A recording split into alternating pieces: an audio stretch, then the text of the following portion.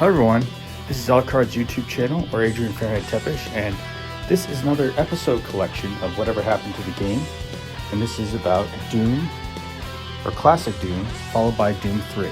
So I'm out for this week with the holidays, and I decided that, hey, I'll have this older episode collection playing, so you can see both episodes together, and we go talk about the groundbreaking and the amazing aspects of the Doom games, and how they really pioneered the first-person shooter genre when it came to PC games and video games on consoles. So strap in and enjoy some of these older episodes put together. It's going to be a pretty fun ride. And happy Thanksgiving.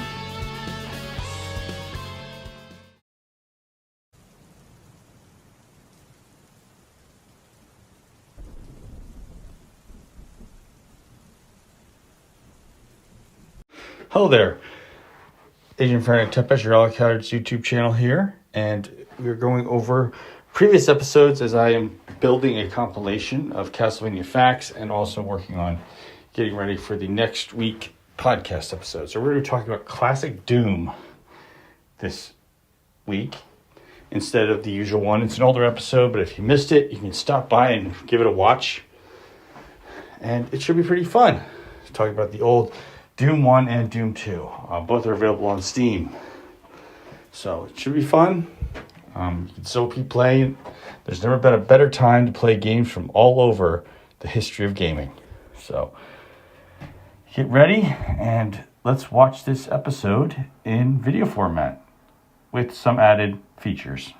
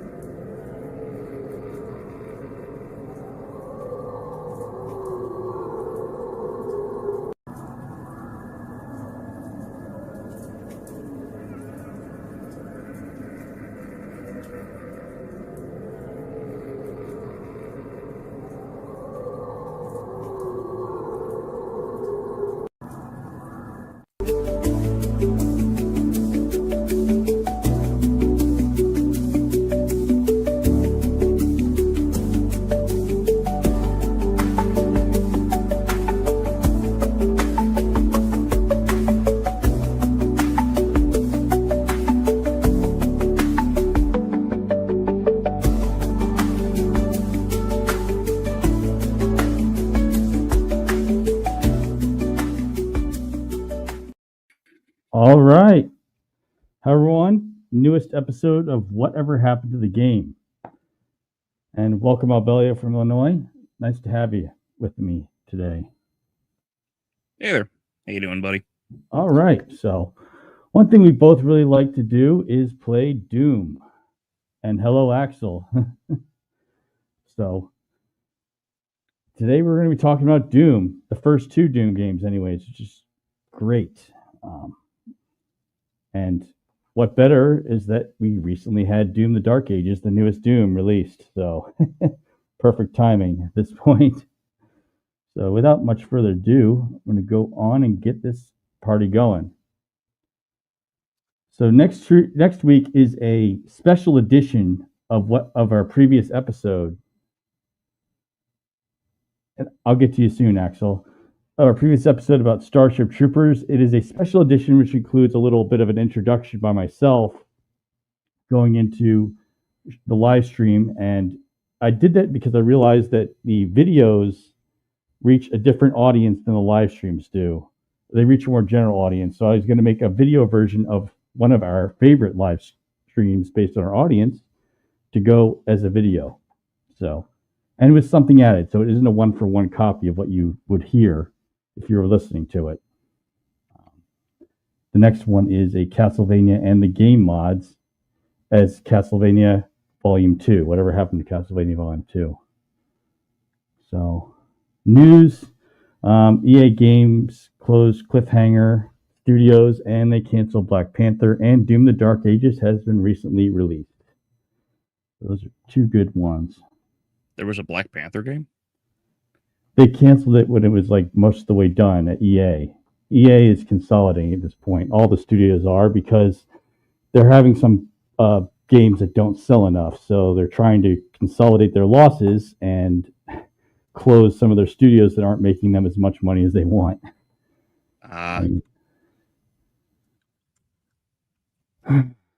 I mean, you can play as Black Panther in Marvel Ultimate Alliance games, but it's not really a Black Panther game. It's more of an Avengers game. Okay. That's the two big things in news. Gotcha. All right. So, Axel, my favorite Doom game is 2016. How about you, Albelio? I'd probably have to agree right now. Just because 2016 is such a fantastic combination of everything that Doom has done prior, including some, although very few, but some of the horror elements. Yeah, it feels a lot like a mix of Evil Dead and other horror action movies, all parodied in the game, which I enjoyed, and I just enjoy the fact that unlike a lot of your protagonists, well, I guess Gordon Freeman is this way. He just doesn't say much. Hi, Chaos. How are you doing? So, going to this, it was part of the early dawn of the first-person shooter. It was released the year after Wolfenstein 3D. And, of course, it's by id Software.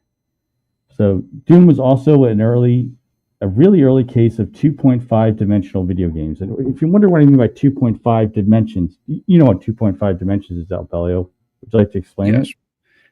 Yeah, so it's basically false 3D. The game looks like it's in 3D space, but it's actually not. Everything is 2D, but basically there's a at the time extremely complex coding where they take specific textures and sprites and whatnot and just extend them really high so that it gives the illusion that the game is actually 3D.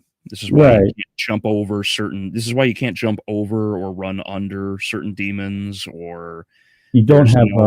There's no floors above floors. Yeah. There's also no there's also no platforming, like proper platforming. This is why there's no there's no bridge that walks over an arena, right? That's because they couldn't actually do that with the engine.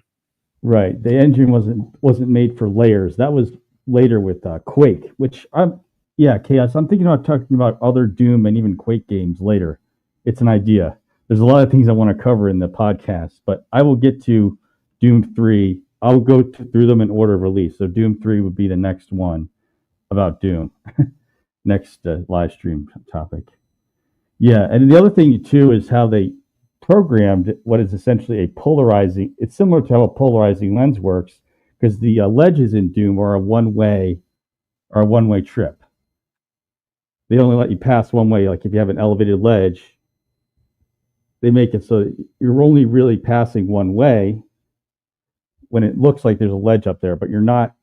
But if the ledge is above a certain height, such as a stairway, you can go up it. So it was interesting, and but the crazy thing I like more about Doom, and even though I'm saying that 2016 is my favorite one, is all the mods they have made of the original Doom games, including GZ Doom mods. There's just been so many things they've done with the real Doom clones, as I like to call them. Okay, so we're going to talk about and watch our favorite Doom maps. You want to talk about your favorite one from episode 1, Albelio? I'll mention mine after that. Oh, my favorite, my favorite from the. I don't know which. I don't know. Probably. I'd probably have to say that my overall favorite is probably just knee deep in the dead. It's got to be episode 1. I mean, specifically for me, Waste Facility was my favorite. The music for it, and the fact that you have to you do loops. So you go around, you do one loop, partial loop. Mm-hmm. You get the red card, a partial loop, get the blue card. Then you do an even bigger, closer to a full circle, get the yellow card. Then you do a full circle to get to the exit. So it's a bit annoying and redundant, but that element that they're using with a limited amount of data and that making that map makes it interesting. They make very good use of the they make very good use of the space in that mission. Right. Yeah. So no, go ahead. Oh, I was just saying. I think that knee deep in the dead. Not just because it's obviously the first one that everyone starts with, and it's so iconic, especially when it when it opens with at Doom's Gate. You know, you know. I like how episode 1 does a very good job of very, very slowly transitioning things from the UAC facilities to Hell, right? And obviously when you get to Shores of Hell, that's when things really start to, you know, get out of hand. But everything's not out of hand, but like everything is becoming much more thematically exactly. hellish you get a changing. You get a map in episode 2 that's literally a giant pentagram, the way it's laid out. Yeah. I mean, if you look at the map, you'll realize, or if you see the star shape overall. But when I looked at the map, it's like, oh, that's cool how they designed it that way. Yeah, the way that you get the rocket launcher, which is not hidden. It's not like really hidden away, because obviously the first episode, it took them a while and they were trying to figure out like how to best balance everything out, et cetera, et cetera. So you pick up the rocket launcher and you're like, oh, that's really cool. I got a whole new weapon, and I've got 2 more weapons to go. I think the chainsaw in the first episode was the most, well, not the most concealed. I just kept wondering, okay, how do I find it? Because at first I thought it was in that dark maze part, but then I realized, oh no, I have to like find it somewhere else. But when I was a total noob, I didn't realize, okay, the whole map is just one layer. So eventually I can collide with that same point that the secret is found on. I just have to find it on the same level somewhere. Yeah, and as I was because last time I was streaming, I hadn't like thought about it before, that the chainsaw is a secret weapon. You're not supposed to find it right away, because it's in the second level. It's hidden off on the side where you have to go down through that area that you just mentioned, where all the flickering lights and everything are in that big like server maze. Yeah, and then you have to go up the stairs to the exit and if you don't look to your left and see that kind of cutout on the side, you'll miss the chainsaw. Yeah, you wouldn't have known, which means you have to go all the way back down towards that like little vat room and flip the switch to open the wall. And then in the third level, it's tucked in a secret little wall that's on the way to a soul sphere. So you're like, oh, like where? I never would have found this if I hadn't seen that big blue floating head outside, you know? Yeah, I mean, the game, once you know where secrets are, the game gets a lot easier. Oh, yeah. Oh, yeah. So that's one of the things I did enjoy a lot. Even more when I got into episode 2, Shores of Hell, when I went into the containment facility, because there's quite a number of secrets, and some of them in containment facility I have to hit a switch in one place, then run all the way to almost the other side of the map before the door closes on me, or else I won't get the secret. Yep. And they So don't give you the plasma rifle either, which is also a very good detail because, honestly, I think they shouldn't have they should not have given the BFG in Shores of Hell. Personally, I think they should have avoided it. Just because the plasma rifle is so powerful. And if you know how to do it, yeah. If you know how to use the plasma rifle pretty well, it's pretty good. yeah, I mean, some guys are just stunned by the hit. So if you focus the plasma rifle on a big tough guy, you can keep him stunned. Just as stunned as I am when Adrian just crashes out. Oh. All right. Yeah, he's back. Down. All good. So favorite ones. Okay, there you go. Plasma rifle. It stuns people. Now, I'm pretty sure you'd have a favorite in, say, Inferno, right? Favorite level? Yeah, favorite map. It's in episode 3. I bet if you don't, you definitely wouldn't be missing Thy Flesh Consumed. Oh yeah, no, screw Thy Flesh Consumed. That whole episode can eat a dick. It was a nice addition for Ultimate Doom because the oh yeah, sure. It definitely really shows the difference in level design and priorities, thought process, and why I've mentioned before, and I'm not the first one to say this, obviously, like Romero was very much the theme while Carmack was very much the technical. And this is why games like Doom 3 are so technically impressive and does very well for a lot of things, but so much of Doom 3 repeats because it's so mathematical. And it really needed that extra level of theme that Thy Flesh Consumed added. Not that Doom 3 didn't, start off with everything completely screwy and then eventually starts to detail Doom 3 does what episodes 1, 2, and 3 of Doom 1 do very well, right? Because of the transition from the UAC facility is operating, everything's screwy, and then you get to the hellish bits before you actually end up in hell. All of it's very well executed. But when it comes to Inferno, I don't know. I haven't really thought about it too much. I mean, my favorite from Inferno is Pandemonium. Remember Pandemonium? Pandemonium? Yeah.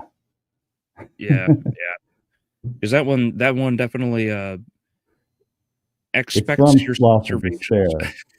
Because you go through and you step into the ending and you're like, oh cool, so why did we just redo the first mission? And then you step on the thing, the wall lowers, and you're like, oh, I wonder what this is. You go around the corner and you see a cyber demon and you're like, ah. Oh yeah. And in early Doom, that's a death sentence almost. Yeah, so that episode 3, the first one is called Hellkeep. And it's basically you're going into an evil castle because you have to fight the demons on the outside, find this switch, slightly hidden, to open up the gate, and then you go inside and backtrack. Now, Thy Flesh Consumed, that's where I really have a favorite one with Perfect Hatred, because because the first time I did it, when I saw the cyber demon, I just thought, I'm screwed. I saw him at the top, but later I realized you have to teleport and kill him by the teleporter. But that, and you have a huge circle of toxic waste on the bottom. Yeah, that third level is brutal. I'd also, just on the point of Inferno, I'd probably have to say Mount Erebus is the one that comes to mind most. Yeah, that's the one where you knock yourself, where you somehow make the jump. I don't know how, or you have to knock yourself back using invulnerability and a rocket launcher to fall into the crate with the secret exit switch. Mm-hmm. Well, there is no invol in Mount Erebus, so you have to just tank the shot. But there is a way to do it, and I don't remember if I made the jump way back when I streamed it, because I don't remember I don't remember if it was Eric or Devil or somebody. Someone told me it was possible, and I think I tried it. But you have to like hard turn yourself, and you have to keep the acceleration going, which is difficult to do. Yeah, But it is possible to make that jump without needing to blow yourself up. So I call it the dumpster dive. yeah, that's a good use of the rocket launcher mechanically. Yeah, so Thy Flesh Consumed is rough because Carmack did not work on, as far as I know, he didn't work on it. Yeah, it was actually I might take a look at that one. Yeah, Thy Flesh Consumed. And then Romero was just like, yeah, I really like Doom. I'm going to make a few more things of Doom. And then we got Thy Flesh Consumed, and people were like, oh, wow, this first level's actually kind of challenging because you have very limited resources. Oh, okay, here it is. Okay. Maps were developed by Kevin Cloud, John Romero, and Tim Willett. Okay. So he was probably the overall director and made a bunch of the maps, gave his input, and that's probably why it was in the direction that it was. Because oh boy, that first mission will really test your mettle. It's difficult. You can kill the barons, but there's 3 of them. Yeah, basically won't have any ammunition left. It gets worse if you open the secret pillar in the room to get the blue key. Yeah, because there's the one, and you're like, all right, I've only got like so many rockets and so much in the way of shotgun shells. It's like, okay, I could probably manage this, and most people will probably dump most of the ammo into it. But then you walk in, you're like, oh wow, a 9-inch nails secret, and then poof, there's a bunch of barons, and you're like, shit, and you just run. Well, that's the problem. That's why I fail so many times, because my instinct in playing Doom or FPS games is to stay and fight. But yeah, I could have just run away, saved ammo, and gone to perfect hatred at that exit instead. Mm-hmm. Yeah, and then I think most infamously, people despise the second mission because of how hard it is at the start. Well, because it's hard if you don't know how to cause infighting. Because at the start, you want to cause infighting where the sergeants are in front of you. They don't know you're there yet. So you want to get them to be hit by friendly fire, so they and the imps will help frag each other before you even fire a shot. Yeah, and on ultra violence, you end up having to deal with an onslaught of cacos. Oh yeah, and there's what 1, 2. There's like 4 or 5 of them, and they're so elevated that they're basically not going to be able to hit the imps until they get near you, which means that you have to really tighten up and really learn how to dodge and move at the last second. It's very it's such a tense moment in just that beginning, because once you get through that, the next room that you go through is just barons. Because you have to get down and pick up the plasma rifle, and the wall opens, and the one you see, it gets like 2 or 3 more, and it's like, why? Just when you thought you outran them from the first mission, they come up. Well, that's it. And now we're going to go talk about Doom 2. So, 1994, after the release of Doom, there was the release of Doom 2. More monsters in the bestiary, including the pain elementals, including the arachnotrons, and I'm not even and the chain gunners. Mm-hmm. Yeah, chain gunners are probably like, I don't know, like all of the additions to Doom 2 made Doom so much harder, proportionately, right? The chain gunners are monstrous, which is why they almost never get used, More or less. unless there's like cover to dodge and run. Um, Yeah, I'll be the right back. I need to plug in the battery. I'll be right back. Oh, no problem, no problem. I'll just keep going. The Revenant is easily probably one of the most dangerous. Probably like they're fast. They hit hard. They're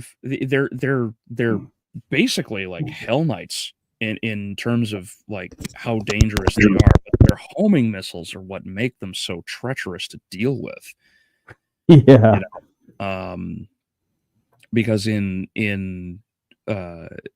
they return in Doom 3, the Revenant's a joke in Doom 3, unfortunately, because those rockets are so slow because of how and it's also a the areas 3D game. It's a genuine 3D game, so I could toss a grenade from an elevated balcony on a Revenant, and it wouldn't work that way in the classic Doom games. Yeah, and most of the enemies will not attack you from higher floors. They like there's something wrong in the AI where they don't attack over railings properly. They won't attack you. They won't attack you until you're basically in front of them. So it's like the first Archvile you bump into in that like garage tunnel, because the first one you bump into comes through the door and you have this really long railing where he'll walk all the way across, and it's like 50 feet. So you're just like, oh, I wonder what you do. I don't care. I'm just going to annihilate him. So you annihilate him before you even get a chance to see what the Archvile does. And it's like, okay, like what was even the point? But nonetheless, the Revenant is probably the most powerful they've ever been in Doom 2. The heavy gunners are monsters to deal with, especially in the later expansions like Plutonia. Plutonia, yeah. Yeah, because Plutonia puts them in some real dastardly locations. And Doom 2 is pretty good about balancing them out. Like, they don't actually overuse the heavy gunner as much as you would think they probably would have in some levels. And what's the last one? Oh, pain elementals. Yes. Heat. Pain elementals, they keep generating new lost souls. The pain elementals are the most chaotic enemies in that game. I hate them more than I do the Archviles. Whoa. Hey guys, I'm Big Mac Davis here. Well, yeah, and I also liked. I found some of the levels like downtown or suburbs to be, they still aren't 3D, but they at least have this, spiral staircases that go within buildings, so that you can have monsters from higher ground as you go inside a building shooting down at you. Yeah. The suburbs mission is like infamously hated because while most of the buildings have their own designs and do stand out from each other, it's like the place is so big, so open, and doesn't actually direct you in much of a manner that you have to actually like open the map and look at the giant arrow on the ground that points you in the direction of where you have to go. More or less. Mm-hmm. Because it does the classic mistake it commits the mistake of that so many other games do at that especially at that time, because the open world, I have no problem with open world design. I would like a place to generally start so that I have an understanding of things, and Suburbs commits that issue. It's like Castlevania 2. It's like you just start in the town. You're like, I have no idea what to do. And if you don't have the manual, then you're even more lost until you just start roaming around. So you go left and you get eaten by the werewolves because you're like, what the hell are these things? Yeah. You need Suburbs to basically does sidestep that. in It's that big. in that map. You need to sidestep a lot in that map just to get a quick glance. Okay, what is there? Or you get a face full of incoming fire. Mm-hmm. And it's worse because since the monsters are firing from different windows, the chances of friendly fire are close to none. And friendly fire is your biggest friend through most of the game before that. Yeah. Yeah. That and the infamous downtown where you have the rising up and down. Well, the rising up and down floors happen all throughout Doom 2, but it's just Mm-hmm. that you have all these alternating rising floors. I think it's 6 or 8 of them, sections of floor that go up and down, not in sync with each other. So just up. It makes me almost dizzy looking at it. Mm-hmm. But they did at least have a lot more fun with some of the maps too. Like I Oh know a lot yeah, of people are very split on Barrels of Fun, but I'm very much on the side of that map. I really like the Tricks and Traps. I thought Tricks and Traps was a really cool little level too. so did It's like I. you open up the one room and there's just one guy. You shoot him and it spawns it triggers all the cacos. Or you go into the other room and A cyber demon and many hell knights yeah, all in one room. there's like 2 or 3 dozen Hell Knights in that room, and you're just like, all right, well, I'm leaving. Oh wow, yeah. Doom 2, I mean, it was pushing the limits before you finally got Quake for trying to be as good as you can without being actually 3D and without having a jump mechanic. Yeah, definitely. Oh, that's the other new one I forgot to mention, the Archvile. Yeah, we touched on that for a little bit. Yeah. Yeah, probably. Although I think. Go ahead. It takes a while to introduce him, though. He doesn't show up in the first 2, but Well, I do appreciate that they do it that way, because when you bump into him and he's not only is he contained in a room, but he's in a room that is small enough that he won't be able to move, so you get to observe how fast he can move, which is good. yeah.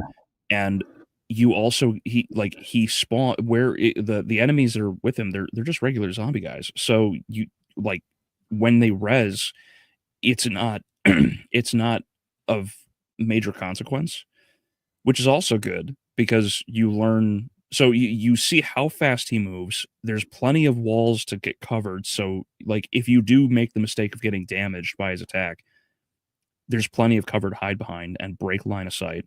And the enemies that he respawns are of no consequence. So like the way they introduce the Archvile is so well executed. Because every time you see him later, you're just like, oh, if he can raise that, I wonder what else he can, respawn. So like you learn after killing him, like while you're going down the stairs and whatnot, to like prioritize, like, okay, I see this giant, speed walking demon. He's got to die first. Like that's it. Yeah. Like, he has to die. Right. I'm actually going to show it. Show the Archvile for this time. Sure. Yeah, I really like how simple it was to introduce the Archvile.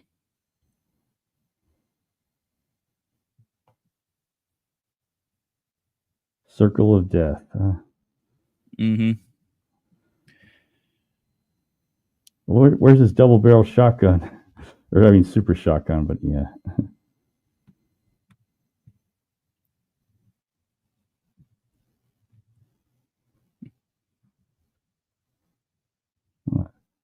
Yeah, and this lot of pitfalls that thankfully in Doom 2 they were very, very nice about, because a lot of other games and missions and whatnot are just, they're not kind. You end up falling into those pits and you're just dead because you can't get up, or at least you try running around to see if there's any stairs out of it. Yeah, yeah. It always drives me nuts when you fall into a pit you can't get out of in Doom. I personally hate the notion of getting stuck in something and not being able to get out like that. Yep, and that right there is not a secret technically, but it's a little ledge that you might not see if you run too fast. Mm-hmm. All right, here it is. Yeah, see, because like you don't even know he's up there because you just got an imp throwing fireballs like a dick. You get health, you get armor. That way you can absorb the attack, which is good. And it's so funny that it's actually just a giant cage. Oh yeah.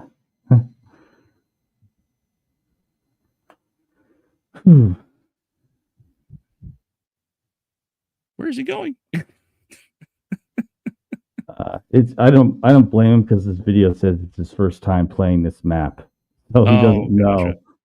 Gotcha. Okay. Oh yeah, and you have the arachnotrons. Yeah. So thankfully the arachnotrons are fairly. I mean, he missed the corner secrets in this room right here on the stairway, but I don't blame him. It's part of being a beginner. Oh, he saw it. Oh, so he heard it. Yep. Yeah. Yeah. So some parts of Doom 2, you have to like keep your ears open. Like, a lot of floor triggers. Yeah. Where's his double-barreled shotgun? Come on. I guess he didn't find it. It's hard not to. I mean, it's inside that enclosure in the second map. Whatever. Yeah. Like it's right away. Oh, I'm sorry, they're imps. Yeah. Well, either which way, they're of no consequence. There he is. But then you see that. But yeah, like he respawns them. He moves very quickly. Like the first time I saw him, I accidentally blew myself up with a rocket launcher because he was that close. Gotcha. Yeah, and you get the flame attack, but it's so easy to avoid. It's annoying because you have to deal with the mechanic of like, oh, he resurrects, enemies. But you deal with him in fairly short order. There's health, there's ammo, like there's a lot that you get in that, like you get rewarded and compensated for dealing with him, which is good. Like the introduction to the Archvile in Doom 2 is probably one of the best ways you could do it in a game like this. Hey, he found the secret. Good job. Yeah. That's one of the things is you have to like keep your ears open when playing Doom 2 because there's a lot of background noises, but they as it is, you have to hear it because you won't see it because it's like in another room essentially. I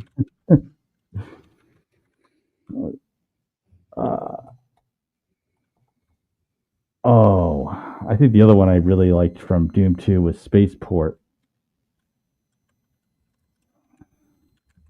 Spaceport. Which one was that? That's the one where you have the cyber demon that shows up right at the end, and you either have to fight him because he's blocking the exit. You have to either get around him somehow, or you have to blow him up. Which, of course, my instinct being destroy whatever's in front of me wasn't quite right. It didn't help me there. I could have run, hit the exit switch, and saved ammo.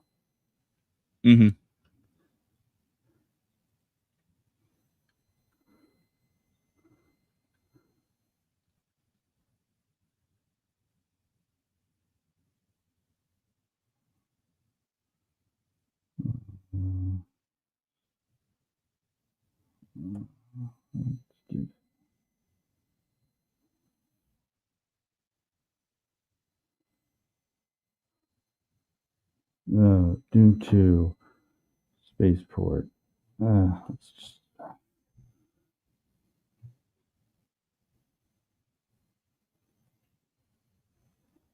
Okay, here it is.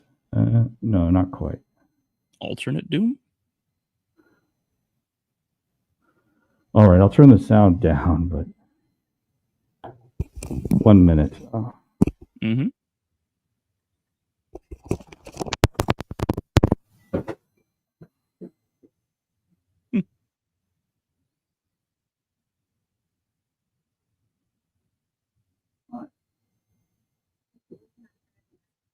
No, I'm not sure.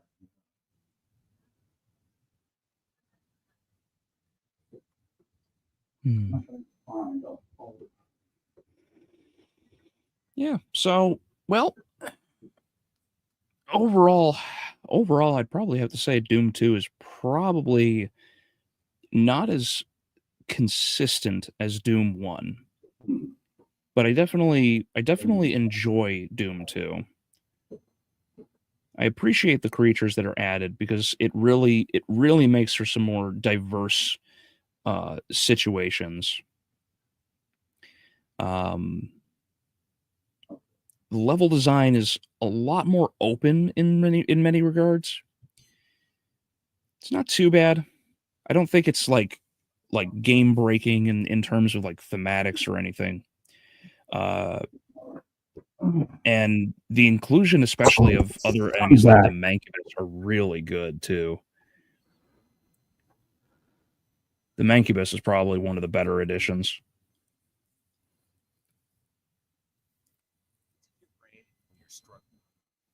All right. I'm working on it. All good. All good. It's just fill in the dead space. Thank you very much. All good. All good. Yeah, the Mancubus is probably, I think, overall the best addition of a monster to Doom 2.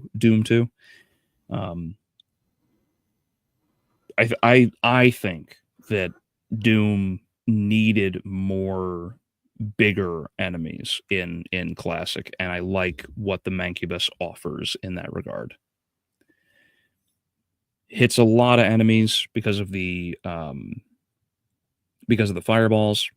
It fires 2 at a time in fairly rapid succession, and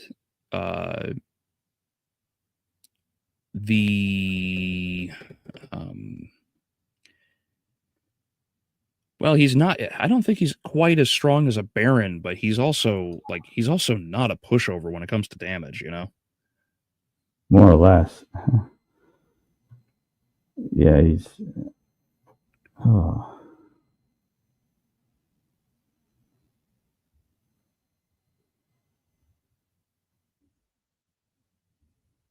Let's see. Here it is. Refueling. Sorry, I got it wrong. It was refueling base, where you have the cyber demon near the end.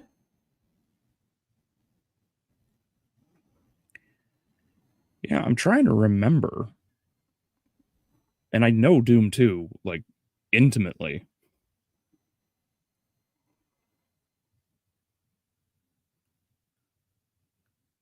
This also had the floor lowering secret puzzle thing going on.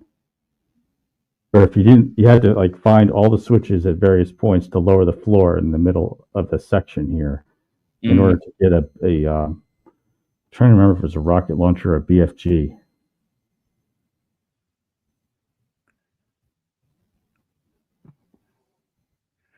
Oh, wait. Is this the one with there's that like there's this like dividing wall? Yeah, and you have the Towards cyber the demon end, that can still shoot through it. Yeah, and he can pop up at the end. That's right. I forgot. He can teleport. Well, he teleports, but he's outside, but he can teleport, which is the scary part. Yeah, because he's like up a floor in that little cubby area that you could reach with the yellow key, I believe. Right. He's in that. You have the whole storage line of storage rooms, and you have a way to get into that last area through the storage rooms, or you could use the not so secret way of going through the whole room full of imps. Like that's the way to get into the room full of imps. Yeah, this room here. Yeah. Yeah, now I remember. Yeah, because you're just like, oh, this is neat. And then don't get hit. out of nowhere, if you're not paying attention, he can spawn either in front of you or behind you or something, and then you're just in trouble because you're like, I wasn't expecting that. Yeah. Whew. So now time to talk about the extra episodes. Master Levels, Plutonian Experiment, Legacy of Rust. So I haven't played Legacy of Rust. I've watched your live streams for it. Legacy of Rust was very fun. I've pondered over now, like which of all of the expansions post Doom 2 that I enjoy the most, and I really have to sit down and think about it, because Legacy of Rust is awesome. It has the Plutonia sort of level design where like you get thrust into some really tough challenges. It's open like Final Doom and Doom 2. And there are some areas where it's just really well designed. It's really interesting in with its layout, with where it's not quite. I will still argue that what is it? The master levels? Yeah. It's the master levels of Doom 2 that No Rest for the Living. Sorry. No Rest for the Living is by far the prettiest expansion for Doom 2. By far. Like there is nothing that uses the geometry and the level design of the game to the same extent as that. I noticed Legacy of Rust, gives you a different set of weapons. So like the flamethrower instead of a plasma rifle. Yeah, the flamethrower and the Hellblade. They are so good, so fun. The Hellblade is just beautiful, because I would actually say the Hellblade is probably way more powerful than the BFG, like by far. The BFG, the way the BFG operates with tracers, basically, like when you pull the trigger, it has a ton of different paths that it has the opportunity to go in, which is why if you run it, and you'll notice when I use it against like a big single target, I'll run into that target and then I'll pull the trigger, and so when it fires off, there's like 40 or 42 tracers or something like that. Yeah. And you can have every single one of them hit an enemy, hit that one enemy and just nuke it. So you can theoretically get, like, with one good shot, you can drop not only can you one shot barons with it, but it's like 2 good shots point blank will kill Cyber Demon or the Spider Mastermind. And the Hellblade, you can charge up, which increases not only the width of the cone, the range of the cone that it fires in, but also makes the damage deals stronger, and it cuts through everything. Because there's like the comparison is wild. There's a mission. I want to say it's like the third to last mission in the second episode, I think. And it's designed for you to get the achievement of killing 50 or more enemies with one Calamity Blade blast. Because there's you activate the trigger, and there's something like 100 enemies in front of you, like they're all imps, and you're like, oh goodness, because like there's a lot of columns and details that like slow your movement and whatnot, but you charge up that blade and then you just watch all of them just get mowed over. It's Legacy of Rust is probably overall actually the best expansion for Doom 2. I'd have to sit down and really compare each of the expansions, though. Right. I mean, I think it looked great from what I saw, because of how it just altered the game. It altered what weapons you have, and it gave you new monsters too. Like there were the winged whatever those winged demons are that look like Balrogs, sort of. That shot. Oh, the Vasagos. Yes, yes. Yeah. Yeah, the Vasago or Vasago, however you want to pronounce it, those are basically like they have the same health as Barons of Hell. So they are Barons. And they throw an AoE fire that lingers. So they make use of the flamethrower attack, and they cause a great deal of infighting. The Vasago is so good for that. it's such a nice addition to the game. Yeah, because it really leads you to want to capitalize on infighting and friendly fire. Yeah. All right. That's how I got through that one level, actually, because you have to jump down into this room that opens up, and there's like 4 of them in the inside of this big container. And as you're running around in circles, eventually the archviles and everything will spawn. But as I figured out I figured out in the run, instead of just going into the room, you can actually walk just close enough to the cliff edge where you fall down into the room. You can activate the region trigger, which opens the area. The Vasago will come out and start attacking, and the enemies will also start coming out and attacking. So you activate the trigger, step out, close the door, just give everything time to spawn, and then open up the door and just like shoot once, let the Vasago throw the fire, and they just start infighting everything, including the archviles. So they'll take them out, and maybe a couple Vasago will die. So yeah, it's great for that. But yeah, no, they like master levels was like 20 levels, not too bad. It was just more of Doom 2, basically, with a few more spikes in difficulty. No Rest for the Living is short, sweet, simple, to the point, but aesthetically gorgeous. TNT has a lot of really cool thematic levels. Overall, it's very easy, though. I would probably say more, probably easier in some cases, more so than Doom 2, like base. Plutonia. Some of this is Doom, is the original Doom, basically.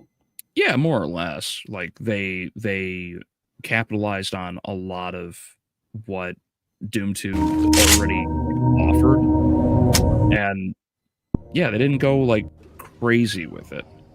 And then Plutonia has a really high difficulty curve immediately, but once you get over that, the game's actually quite fun, quite good. Yeah. And then, of course, we have all of these mods. And the mods... So this is Brutal Doom. So I found out why Brutal Doom version 21 wasn't working, and that's because they have 22 out now. Oh, okay. So as you can tell, it's a little different, but the mechanics change too. I mean, they let you jump in Brutal Doom. And of course, they have new weapons like the assault rifle, as you see here.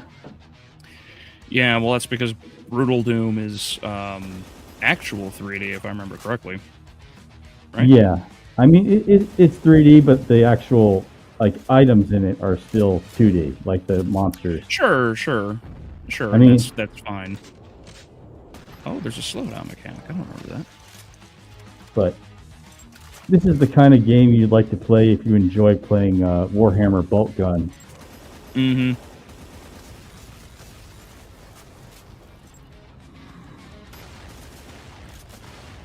But this is basically their altered version of the first mission for the original Doom. Yeah, and they the Brutal Doom mod was very good for not only the overall design of like the gameplay, because it moves fast and it does not play around, right?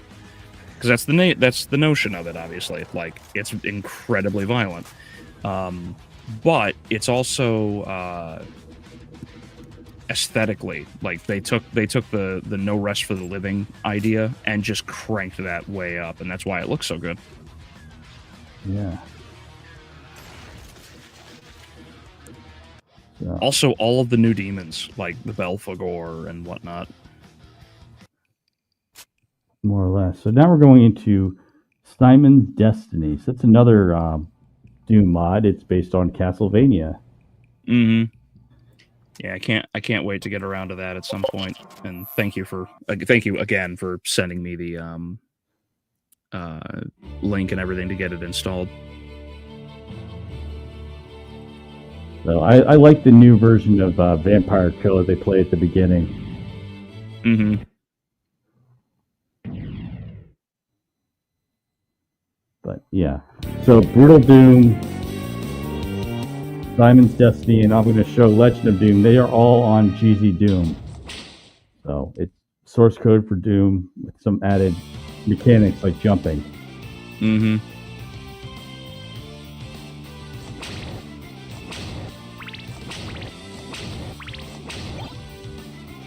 And, you know, they borrowed from the Hellkeep level because you have to hit... At the higher difficulty, you have to hit a switch to open Dracula's castle door. Oh, okay.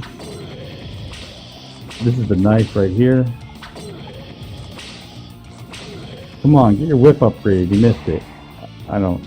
Yeah, he's just kind of like having fun. I like how the skeleton is just a revenant. The zombies are just imps.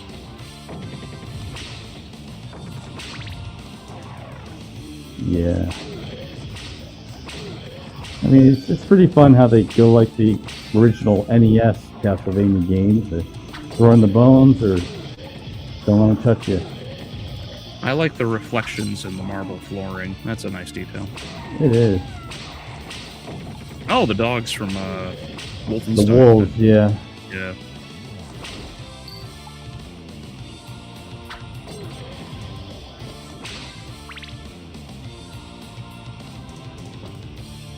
I never. I don't think I ever asked. Is there fall damage in Simon's Destiny?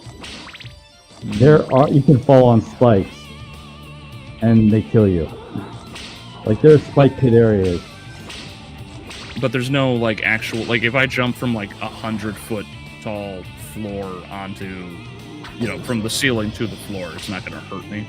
Yeah, you can take damage from height as well. Oh, okay. Okay. But it obviously, you know, it takes quite a bit of height to damage you. Sure, sure. This fall doesn't do it.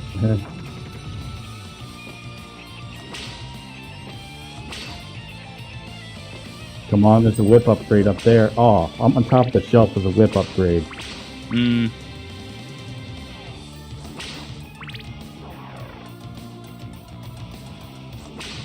Yeah, he's not trying to whip like every single candelabra, so.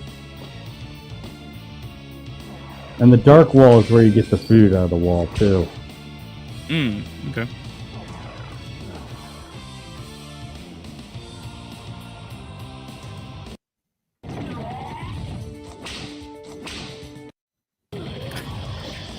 I like how they just reuse a lot of the assets from Symphony and Rondo. Yeah. Including the voices too. Yeah.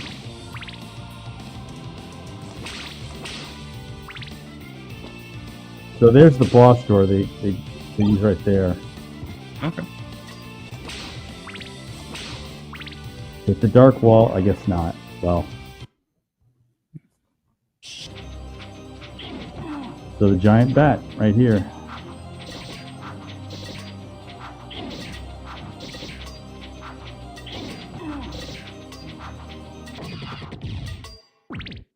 No. There it is. Huh. That's it.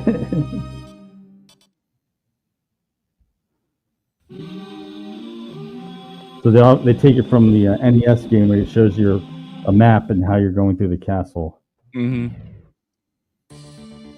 I find it funny how it's like hand drawn. Like, here you go, Mr. Simon. You can do it. And he's like, yeah, thanks, kid. So this is where you don't want to fall. Gotcha. Ooh, neat.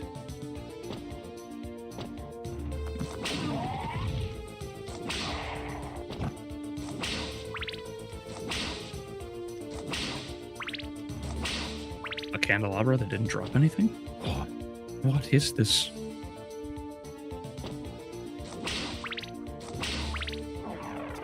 So this is a spike pit right here. Jumped on top of the Nice, of yeah. the knight.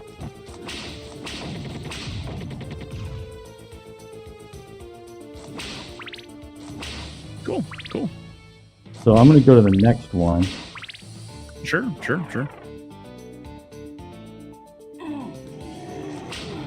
Oh, he drew. They drew a front for the Medusa heads. Let's see, come on. I do like that the whip can actually damage multiple things instead of just the one. Yeah, here it is. Legend of Doom. Yeah, first-person Legend of Zelda, pretty much. Oh, okay. I thought it was going to be like 2D. No, I've seen this one before. Oh, yeah? Yeah. This one cracks me up.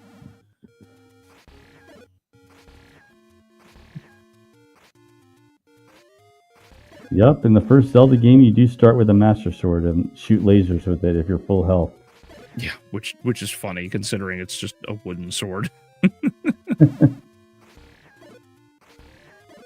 Yeah.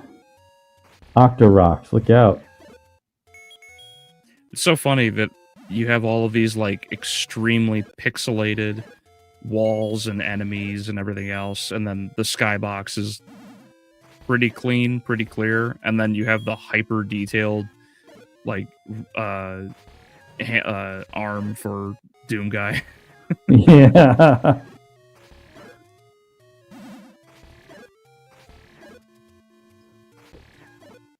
Really changes the perspective of how you look at the Game, yeah. yeah. I mean, they did it really well. Like, they really looked at the maps and they made this mod. Oh yeah, did a very good job here. I'm just thinking about like the perspective of things, like because you look at a game that's 2D and then you're like, I wonder what it would be like in that world. And this is a great example of like that transition of going from 2D to 3D and all of the open areas, all of the regions you can go to. Like you can see obviously Death Mountain, behind him currently. And you can The even forest and everything that's laid out, like it's interesting. Yeah. It definitely makes the area feel like it makes the whole kingdom feel like more larger, like more vast. well, yeah. Well, that's definitely true. But I was thinking like almost primal of sorts, because like there's because like there's not enough like real story in it, because like the first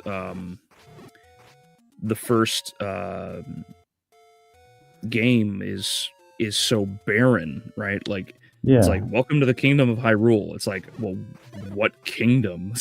like there's nothing here. Yeah, it's in it's really an Ocarina of Time where you see like the whole city around the castle. Yeah, because you gotta get it's A Link to the Past is one that really introduced the village, but you don't really get a proper sense of scope or rather scale, I should say, for Hyrule, right? for anything until you get to Ocarina, because then you have everything as 3D and now you can sort of look up in certain ways. Yeah. Of course, now you have, what is it? You have so many little mini dungeons and mini side dungeons and official dungeons in Breath of the Wild or Tears of the Kingdom. But back when they were remade, it was limited. What you could see. Yep. Oh, so here it is. It's so funny seeing Doom Guy running around with that stupid little green hat for like, Yeah.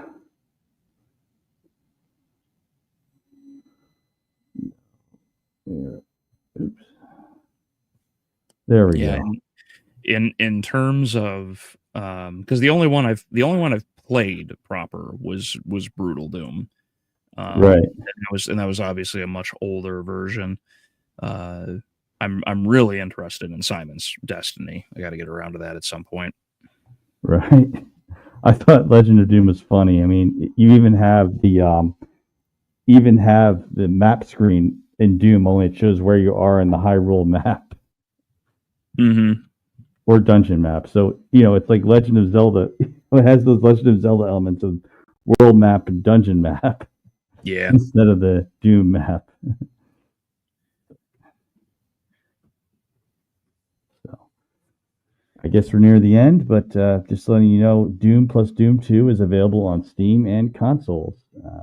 And Doom plus Doom 2 has all the extra campaigns we talked about, except for Cheesy Doom, obviously, because that's a separate modding community. But it's there. It's well worth it, and I think that for its cost, it's probably one of the best deals out there. It's like 150. It's like 100 and give or take about 150 levels of just raw Doom. Yeah, that's interesting. I haven't actually counted how many total, but yeah, it's everything. It's accumulation of all that they've made for Doom and Doom 2 maps over the years in one game. So it's worth getting. It's only 1 gigabyte on your Steam library, and you can even play it with a controller on Steam as well, if that's your preferred way of playing it. So, coming up later, I won't be playing Curse of Darkness today. I have a call and I have a meeting later, so I'll see what I can do next week. But I'm going to be on my vacation, so I'm going to be replaying a special edition of Whatever Happened to Castlevania Volume 2, including the Castlevania game mods and the 3D collection. And that is after next week, next Thursday, Whatever Happened to Starship Troopers, which will be a special version of it with the introduction by myself about the episode for the video watching audience. So, yeah, and tonight, today I will get my Mission Impossible: The Final Reckoning review out, and probably continue Doom 64, which I believe at this point I'll probably burn through the. I'll probably end up burning through the last of the main campaign, and then probably stream the lost episode tomorrow. Good luck. Yeah, thank you. So hopefully if I see any of you guys tonight, we'll finish Doom 64, and maybe next week. I believe next week for sure I will be starting Doom: The Dark Ages. Well, I look forward to it. All right, everyone. We're at the end of the episode. I'll see you again with a video I edited for the next 2 weeks. And same time, same channel. All right. Everyone have a wonderful day. Thanks for coming, everyone.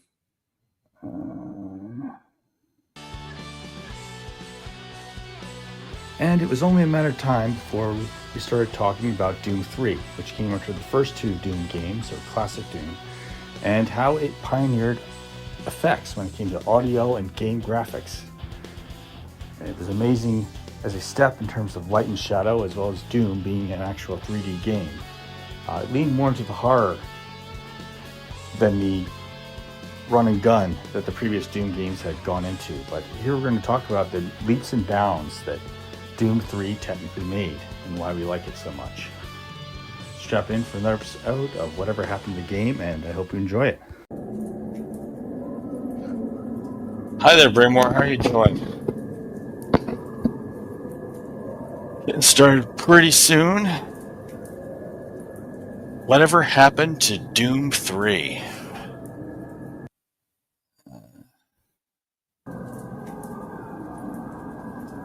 Should be interesting.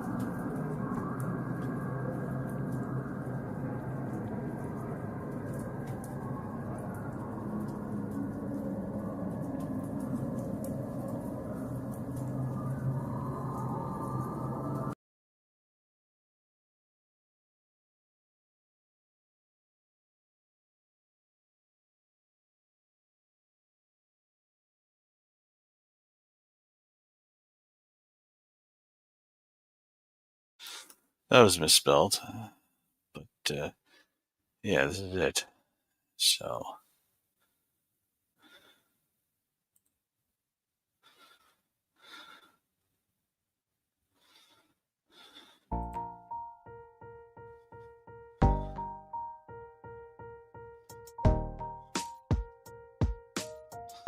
Coming soon.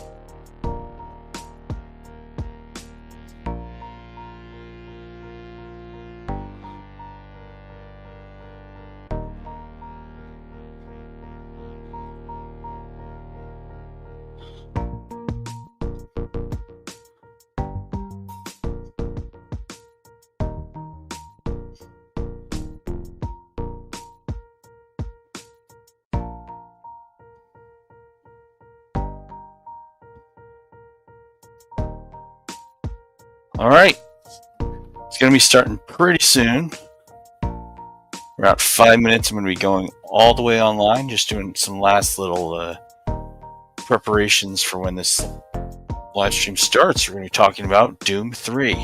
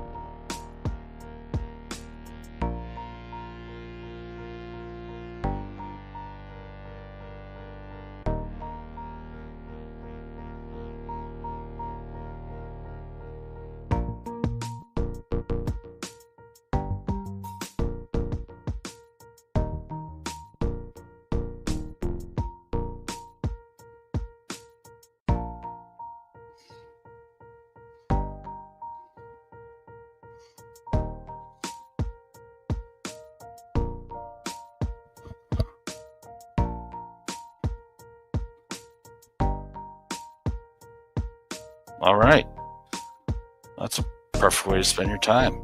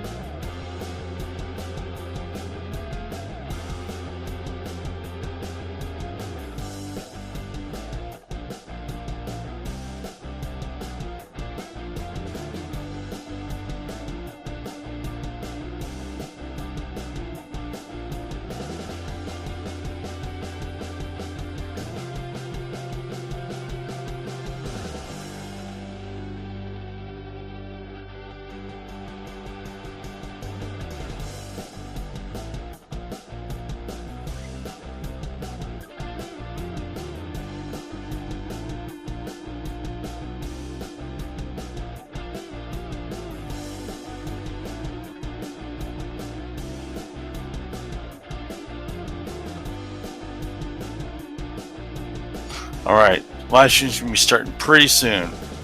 About 2 minutes now.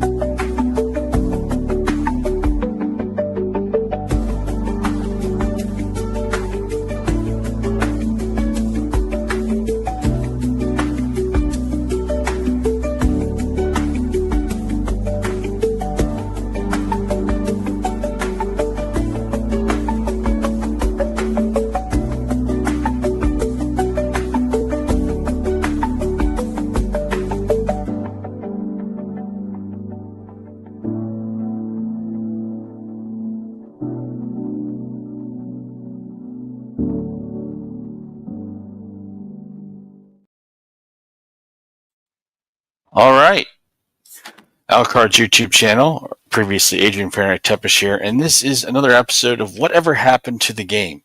So today we're going to be talking about Doom 3 and the technological innovations that happened when this game was released, especially the new engine that they had at the time, more than 20 years ago at this point. 2005 is when they released Resurrection of Evil, and 2004 during the summers when the original base game of Doom 3 was released. So, to get started, we're going to talk about some gaming news. So, gaming news will go over here. So, this is the new talk. It's the main topic you've heard before now, but it is the Steam machine. So, this isn't the first time. Yes, welcome. That they have had the Steam console working to try and get their niche in the console market, but they're doing it again. And their main idea here is that the Xbox, rather, is not selling that many consoles. So Steam is there. They already have a reputation for selling on PC, and that's where it is right now, more or less. They have not released an official price. They pledge that it'll be under $1,000. But as of now, it's not certain. They have no official idea of what it's going to cost, the way that Xbox or PlayStation have with their next generation. Welcome. Hello, hello. It's good to see you again. Yes, it's good to see you too. So more or less, yeah, this is Steam Machine, the newest attempt by Steam to have their own console. It's not the first. They obviously have the Steam Deck, which is portable, and they have done previous Steam consoles. This one is a small cube, a little under 1 foot, 1 foot in customary measurements on each side. It kind of looks like a PC unit if you look at it a little bit closely, because if you they show a little bit of a demonstration on the trailer that you can use either as a game console, that how you used to play, or you can even use it as a PC unit that can also work on it. That, I mean, like Discord, for example, or any other stuff that was that's on the Windows. Yeah. And basically you can play, like, I don't know. I don't even know what if this thing uses an NVIDIA or something like that, but I think it should use an NVIDIA because games requires for kind of like a graphics card. They definitely do. Its base operating system is Steam OS, or Steam operating system, it could install Windows. At least that's what Valve has said so far. Mhm.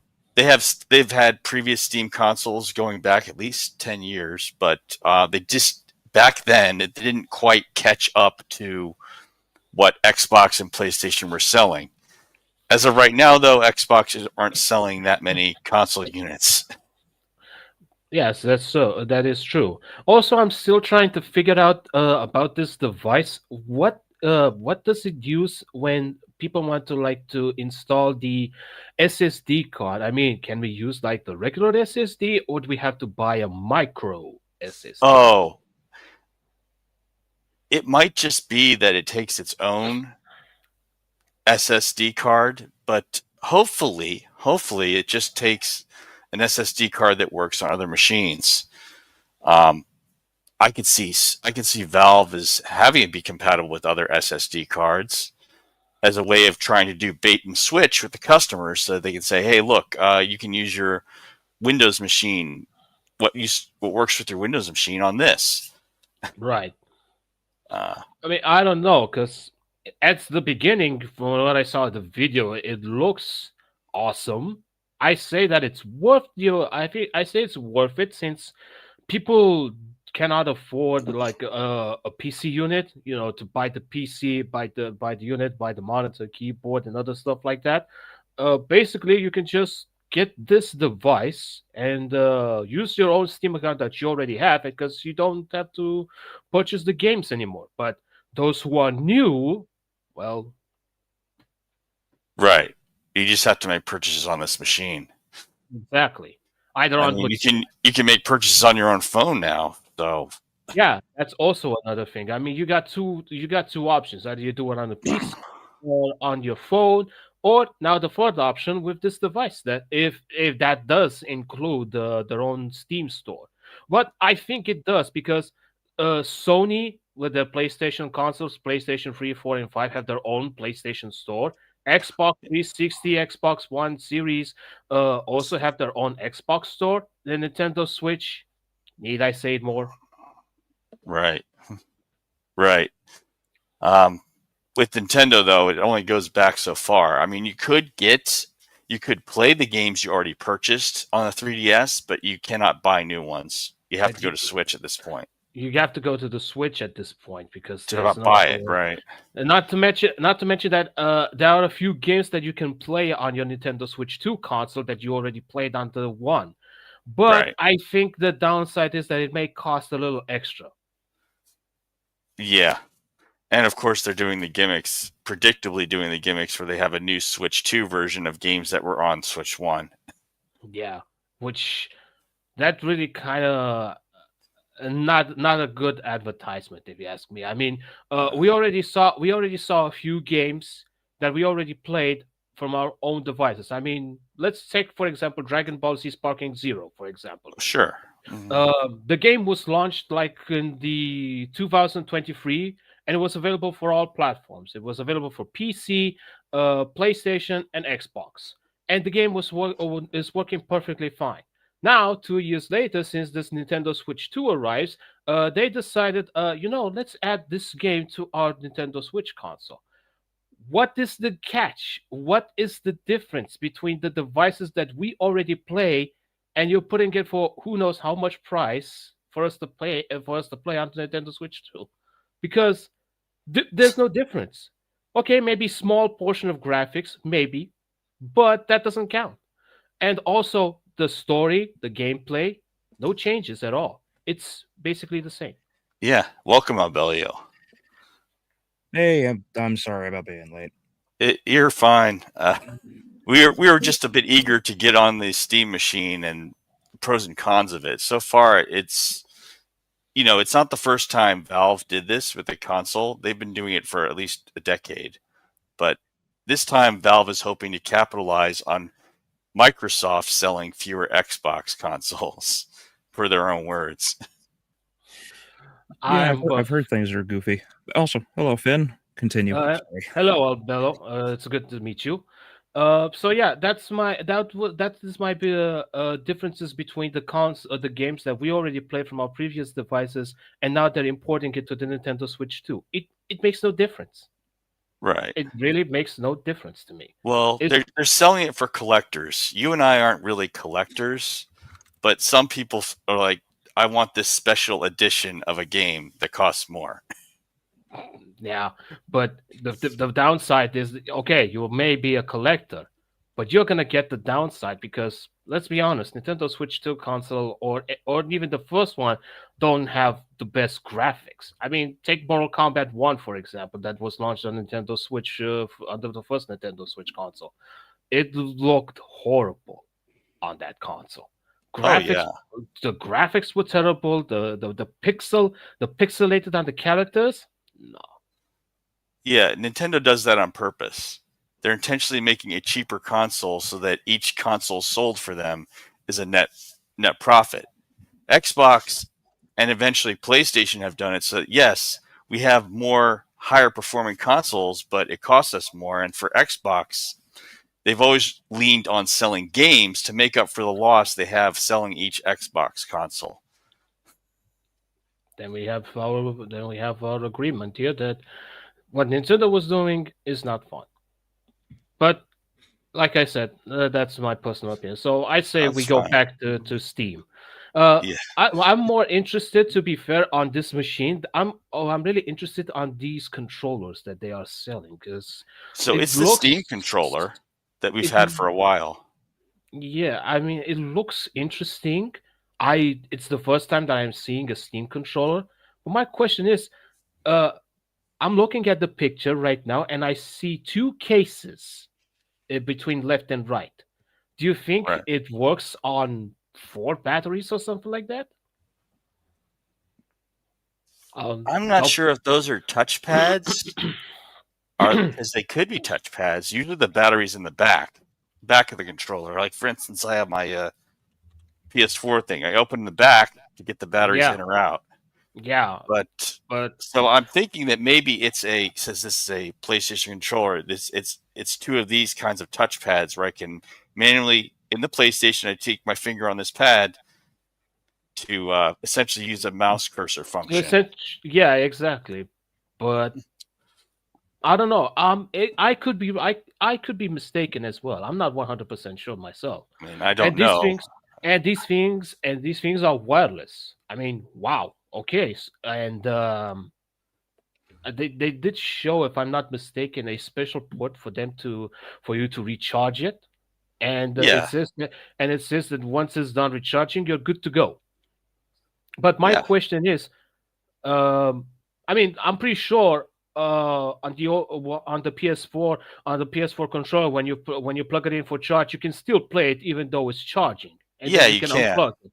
You My can. my question is, does this thing has the same role, or will it backfire like on the Nintendo Switch 2 controller? Because people who were playing with the Nintendo Switch controller and they still have it plugged in for them to have it charged, they will play it for a while. But then after it's done charging, they cannot play it with the thing plugged in. They have to. Yes. You are forced to unplug it, because you can push the turn on button all you want. It won't do anything good until you unplug the cable from your controller, and then you can turn it on and play it. Yes, because the problem is the software conflicts with the connection by the cable and the Bluetooth. It doesn't favor doing both at the same time. Well, my hope is that I hope from the bottom of my heart that none of us will be experience this kind of behavior on the Steam machine. I don't know. I'm just saying because I'm just trying to look out That's all. Oh yeah. No, it's a thought. I mean, because I realized it right when you mentioned it. It's just that with Nintendo Switch controllers, it treats the plug-in with the cable as a connection, and then it conflicts with the Bluetooth controller, which is the default. Yeah. Like I said, anything is possible, but I don't know. Maybe I'm jumping way too much ahead, my opinion. But like I said, it never hurts to be careful. Never heard. Oh, of course not. Always got to think ahead. I wish it had more USB slots so you could sit down and have like 4 players, because it just looks like an upgraded GameCube. Yeah, but GameCube could be up to 4. But yeah, I mean, yeah, I think what they anticipate in the environment that we're living in is they anticipate with gaming that it's going to be big online world yeah, internet play over in the same room. Yeah, exactly. That's what I was thinking. The same thing because, I mean, these things are still wireless. I mean, you can have like up to 4 controllers if you like, and if you can't play games online co-op, up to let's say 4 people, for example, right? You Yeah. just then invite them over here to your house and have all your controllers ready, and then you guys can play. Because technology now these days now they are based on Bluetooth, on wireless devices. Yeah. Let's be You know, Shadow, I'm fine with corded. I just as it goes, it's just initially they didn't have a long battery life, Shadow Master. Now it's a couple of hours at the PlayStation controller, more than I would do in one sitting. So it generally isn't a problem anymore. But when they originally did it, it could be in need of recharging before your live stream was even done if you did, like, say, a 3-hour one. Yeah, totally. I mean, I'm not big fans of wireless controllers either because you need to like be like very close to or even to your own device and hopefully to have a good connection so you can play it perfectly or something like that. I mean, my Xbox controller is wired. It's not Right. wireless. Wired. So I've got no issues whatsoever, but even when I hear people complaining that wireless controllers delay inputs and stuff like that, dude, it's not just wireless controller. It's also wire that has delay inputs, and I have the proof on my channel that I went through this kind of bullshit. Yeah, more or less. Now we're ready. This is just an update. So these videos have taken off more than I expected. Anniversary for Curse of Darkness. I have new channels because when your channel gets bigger, it's more accountable for things like copyrighted material. So I just did one for music and one for horror movie clips from now on. I'm keeping the old ones on my original channel, but I've branched it off a little bit. But my disclaimer as usual, Doom 3 is available for PC on GOG or Steam. GOG has done a great job at making older versions of games so they can be released on newer operating systems. So thank you, GOG. And it's on pretty much every console store right now. The question is, which Doom 3 is available on GOG? The OG Doom 3 or the Redux? BFG, both versions are. BFG, yeah, that was the one. As a separate sale. So the one I'm using here is the original Doom 3 in the footage I'm going to be showing. But they do have both. They have both the original and the BFG edition on either GOG or Steam. I know on Steam had them both. I mean, I own both Doom 3 and the BFG edition as well. Yeah. So, yeah, they have all versions, but I'm just letting them know because it's available on these if anyone wonders. So, there's a road to Doom 3. It began with Wolfenstein 3D after Commander Keen, and then they had the original Dooms, and they went along with Quake for a little bit to experiment with the id Tech engines, and then they went back to Doom 3, beginning with a proposal by John Carmack to experiment with the upcoming id Tech 4 engine, and they were going to make another Doom that way. So there was quite some time between Doom and Doom 2 and the expansion Final Doom, and then they finally went to Doom 3 to test new technologies in terms of graphics and audio. So, what a jump forward it was. Oh, yeah. It's when Doom actually became 3D. And it's funny because I actually have part of this this one where they showed early test footage by Carmack on Doom 3 at the Apple Exposition in Tokyo, Japan.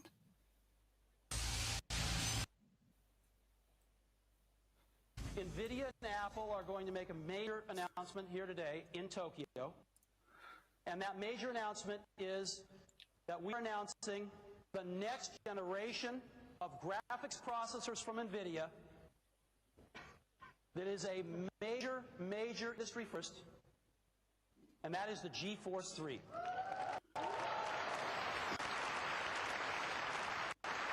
The GeForce 3 is the most advanced graphics chip ever.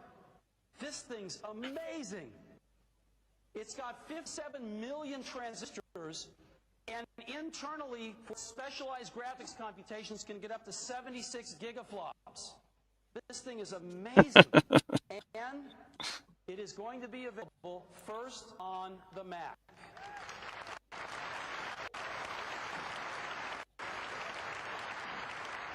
We've been working very closely with NVIDIA to make sure that our stuff and their stuff works very well together, and we've developed a great relationship with them. And So I'm going to skip ahead real quick. Soft shadows. GeForce 3's programmable geometry pipeline and hardware is able to do realistic and believable characters. You actually can do that the lamps have personality. And the opportunity here is that cinematic, high-quality, move-style rendering can now be done in real time, interactively on the Mac. And we're very happy to have this on the Mac. Yeah, if you don't get this, this is rendering this in real time. This is not an animation loop. This is real time. Every object like we used to do. I mean, things that we all wanted to see, like, you know, every light casts its own highlight. Yeah, they were. Just the way you would expect things to behave. It was part of what Apple was doing for their Cube series of computers. You know, bringing out so much detail, projecting lights onto things, you know, circular highlights on a per pixel basis. Just wonderful things for games. And it's funny how we don't actually need processors to be psychotically bigger than this. Like, we actually don't. Like, we don't need. Oh, sure. We don't need to push graphics to such extraordinary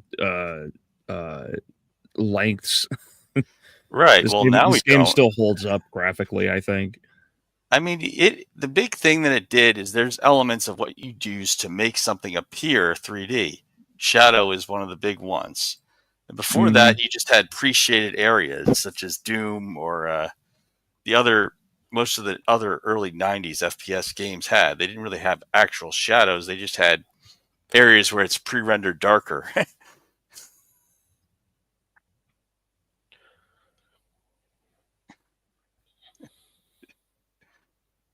And that's just, yeah. What you were saying? Me? Oh, yeah. Oh. No, I didn't say anything. Okay. Okay, yeah. So what happened was Steve Jobs, who became the CEO of Apple, well, he became the CEO of Apple at the start. They voted him off. Then they voted him back in late 97. But while he was out of being the CEO at Apple, he started Pixar.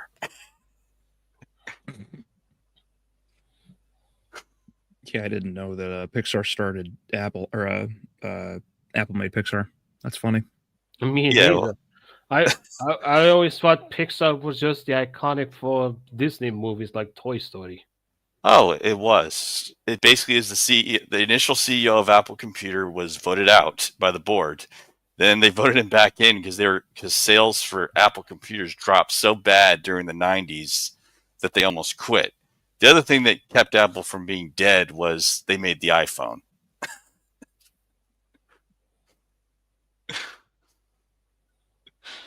So yeah, when Steve Jobs was kicked out of Apple, he helped make Pixar. Wow. They had to feel like a bunch of schmucks. It's like, we don't need Steve Jobs. He's not important. Oh, look, Toy Story. we might need him back. We might need him back. Yeah. So the big things we're going to take a look at and go into concept with is what Doom 3 did. So the first part that id Tech 4 did was they attempted to do surround sound in a video game. If any of you are familiar with what surround sound is. It's basically like kind of when you go to the cinema and you hear a major loud noise when you're watching a movie from multi speakers. Yes.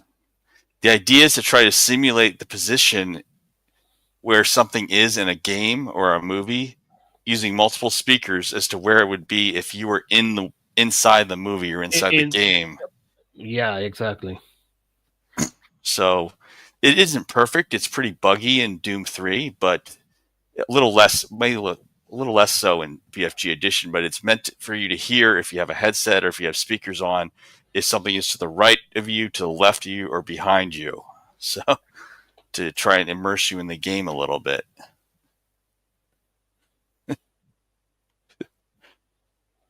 So it was a great thing for the game because even though it was a departure from the run and gun for Doom 1 and Doom 2, but it helped with other horror games, and it was taxing on the software and the hardware. And then there was sound shader. So I have a little diagram here where you can see, hey, max distance, minimum distance, volume. So with sound shaders, it's more of a way to say, okay, this is close to you or it's far away from you based on the volume that it gives off. Now, obviously, sounds from the player are constant because they're always at minimum distance. They're internal to the player, but something if an imp's coming at you, it gets louder as it approaches. So.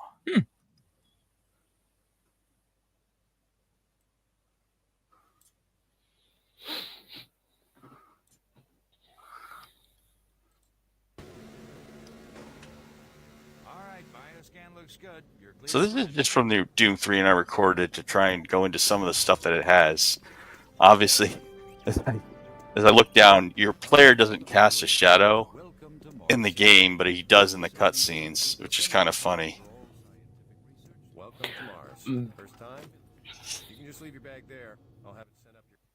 Yeah, I always did wonder about that. I mean, they were doing it to conserve processing because this was, at the time of release, the data processing for doing these shadows on, say, the PDA or the characters pushed processors at the time a lot. Possibly they were just focusing much more on the cutscenes to make the characters look realistic, including the shadows. But during the gameplay footage, when you move around, it does not show much of a detail. Right, for your character, but it does do it enough that if you get experience at this game, you can tell there's an ambush coming. You can see shadows for, say, imps or other monsters before you see them because they'd be cast on the walls before they come around the corner. Well, you'll be having a flashlight, no doubt. Yeah. Speaking of which, the original flashlight mechanic was such that, you know, you can have the flashlight and a gun, but not at the same time.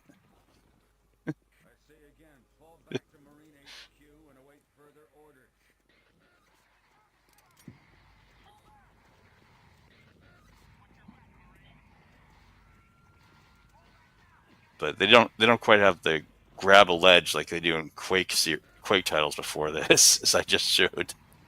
No, unfortunately, it doesn't.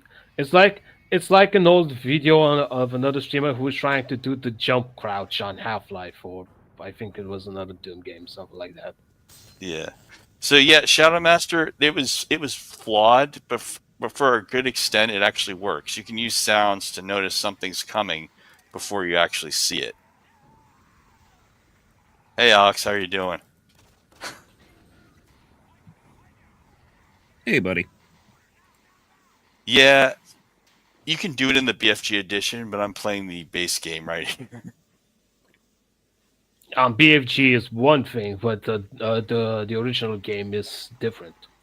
Right. I mean, to be fair, the gameplay and other stuff could be a difference in the graphics, but the story is kind of basically the same. Yeah, it is. It has the one thing. It has the one added on DLC in BFG, Lost Mission. Right. Yeah, I always did prefer the Doom 3 base game because the flashlight changes the overall experience significantly. If you just have it on your gun at all times, like obviously it's the logical thing to do, but it's part of like the game is designed around it, so I'm fine with this. The game helped me develop the habit where I switch weapons because it's often faster to just switch a weapon and keep shooting than to just reload the one you have. Mm-hmm. And the flashlight is part of that, where you just have to switch the flashlight to the gun really quick.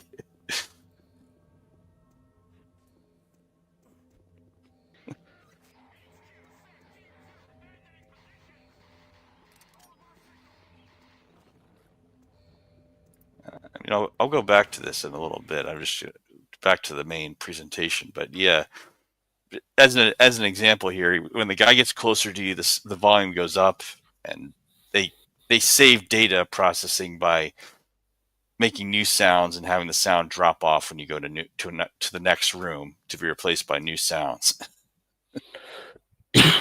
Right. But this is an early case of sound shading when previously the sound is pretty much constant in older shooting games, like the earlier Quake ones.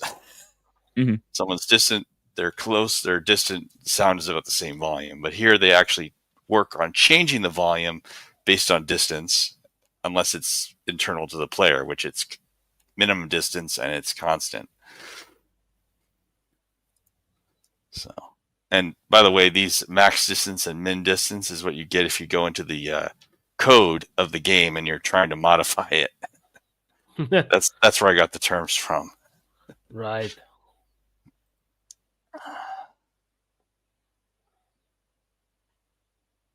Oops, where did I get? Oh, surround sound. Okay.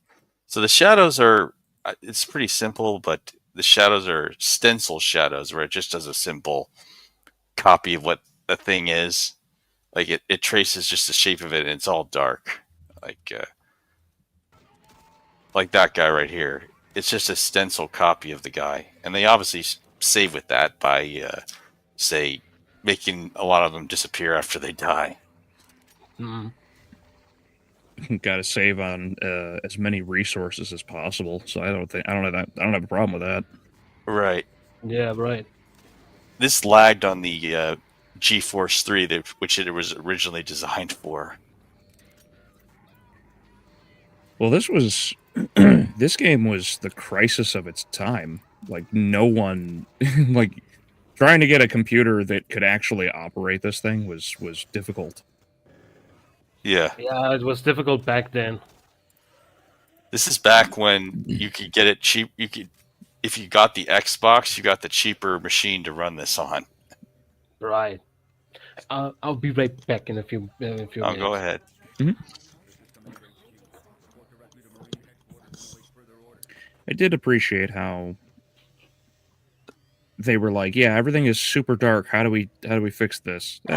Just make it so that all of the light is, like all of the objects have some sort of light that reveals where it is. Like eyes in the dark was a fantastic choice, but armor has to glow because you don't know where the hell it is otherwise. Same thing with health kits and ammo.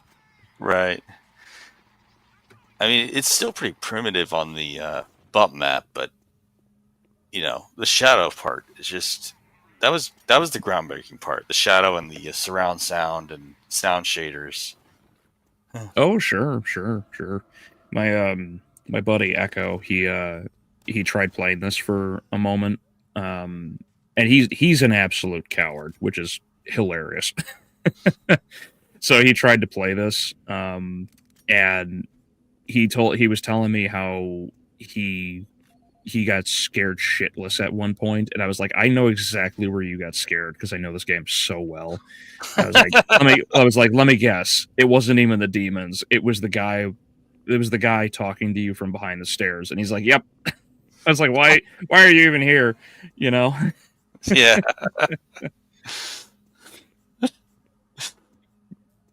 Yeah. I also really liked the Oh, you didn't save the dude. I also really like how I really liked how organic the experience was in the game, because they don't really, there's no, like, this was before the time of objective markers, Right. So it's like, hey, here's a code to be able to unlock this locker, and it's like, where's the locker? I don't know. It's like, yeah, great. You have to go look for it. Like, enjoy, yeah, you know? The most you got were these tiny subtitles on the bottom of the screen telling you what area you're entering. And that Basically. that's pretty brief. Huh.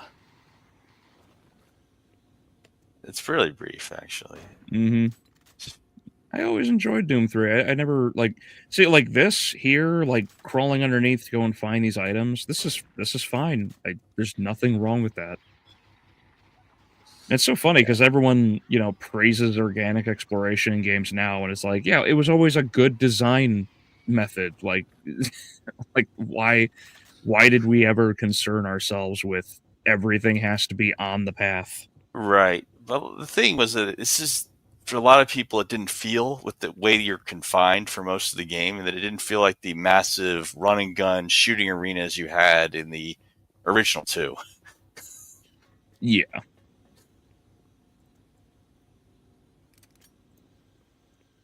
Yeah, that, and, well, the one series that stopped making new ones, as far as I know, was Half-Life.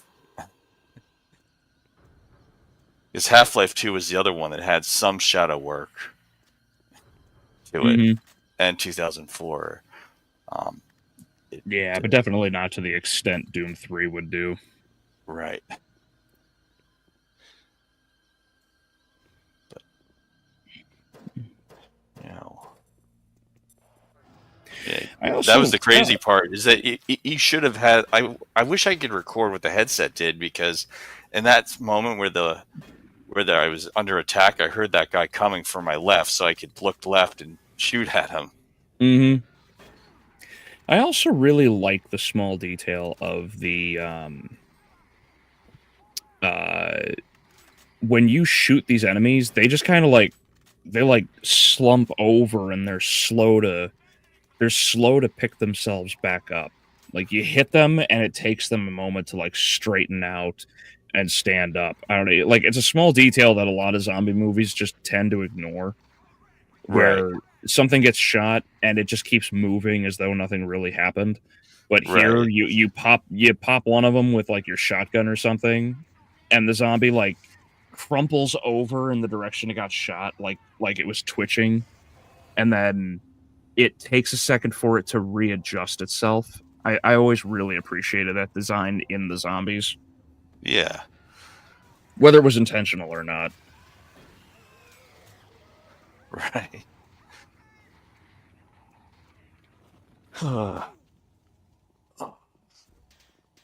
Sometimes you gotta brave the flames, too. Mm-hmm. Well, yeah. I mean, that's part of what makes the game so liked, is the technical boundaries it pushed back then, and now it's, you know, not that new. But the main part was the shadows and the sound. And I'm not even doing it justice at this point, because it doesn't quite record the surround sound when I record my screen. Hey, Zero, how you doing, buddy? I mean, if you really wanted to run this on the top performance settings, graphics-wise, you had to go and buy like a $2,000 PC at the time. Mm-hmm. Now, obviously, PC prices have not kept up with inflation. Or they haven't gone with the way inflation costs go. But Yeah. back then, a $2,000 PC is something where it's just like, you better be using that for just about everything. Work, game, unless you're filthy rich. Look how you kind of panic shot, just like, blam! Wow, crap, he's not there. Yeah. I like that part.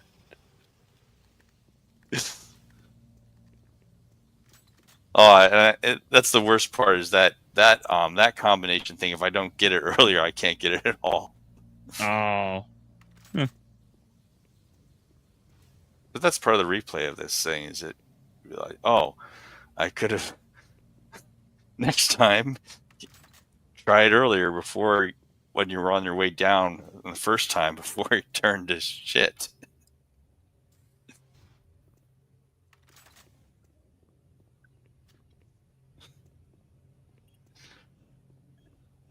But yeah, Shadow, you had to get the really expensive PCs at the time to actually run this on high quality.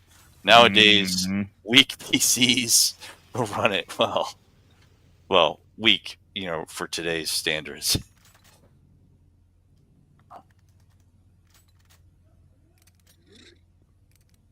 Yeah, it's crazy how small this game is by comparison to, because it's only several gigs, isn't it? Yeah, we're at 3 or 4 gigabytes. Yeah, like Breath of the Wild is like 3 or 4 times the size. Yeah. But then again, this thing only went as high as 720p at max. And 720p at that time meant you had to have really good processing power on your PC. Normally, by default, it's 480. Which is so goofy, because like PCs have always been capable of, 1920 by 1080, like higher resolutions, and they just never really pushed towards it so early. Yeah. But yeah. Nowadays, 4K is not as big of a deal.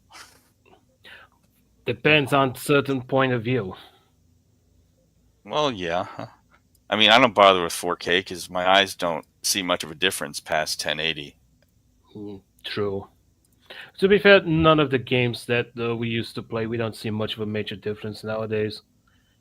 Especially when it comes to football. Yeah. But, Yeah. I mean, for football or soccer, it's a worldwide thing. So people want to play soccer video games too. Yeah, but internationally. but the thing is, you don't see much of a difference in the gameplays. That's the problem. Then it's the same thing. The only difference you see is the list of the players who are playing. Yeah, I mean, Battlefield hasn't changed much past the earlier games, but it's they can sell it based on okay, this is a different scenario, or originally it was okay, this is Vietnam, this is World War II, and so on. Right. I think Battlefield could be a future thing, a future review topic.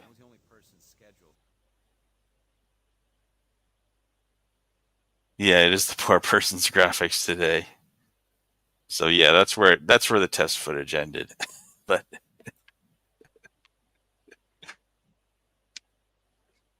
so features of Doom 3 were heavily taxing on PCs at the time. The original Doom default resolution was 800 by 600. The frame rate was designed to be 30 frames per second, but only the most powerful PCs at the time came close to 30 FPS.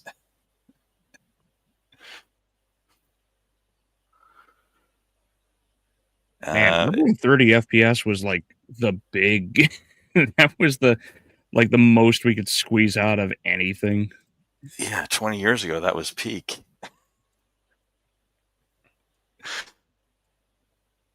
Nowadays 60 FPS is more of the standard. It's 60 FPS isn't even the standard anymore, I would say. I think people are saying it has to be higher. Well, yeah. I mean, is it because when you go higher, the main idea when you're getting so high in FPS is that you want to be able to do a smooth, slow motion replay. You know, for your what do the highlights? Oh, come on, guys, I'm losing it. What do you call it when you have segments of your gameplay saved? Clips. Clips. Replay, That's it. clips. Yes, replay clips. Thank you. I'm sorry, I blanked out right there. I say a highlight. I thought highlight was sufficient. Yeah, but no. Like in order to run it at 30 FPS, you need to get the GeForce 5 and GeForce 6 to run it at 30 FPS at the time. 20 years basic. 10 years later, a basic, inexpensive. Well, at the cost, you didn't really have to, but in order, if you wanted to run it at the ideal graphics, you needed a really expensive PC to do it.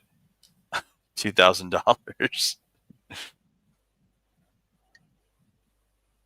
Yeah, the only guy in the area that had, well, there were like two guys in the area that my brother knew who had computers that could run it, and my brother was one of them. So but like a buddy of his would occasionally come over just so he could try and play Doom 3 because like no one's PCs could handle it at the time. I couldn't play Doom 3 when it came out. I mean, my family computer was it was mainly for us to do our homework on, like type out and maybe do some video editing, but it wouldn't be able to handle games at the time it came out. Yeah. It definitely wouldn't handle Doom 3. I only started doing Doom 3 when I was playing on a PC that was released in 2010.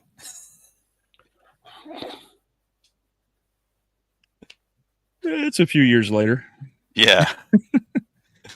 2 years before the BFG edition in 2012.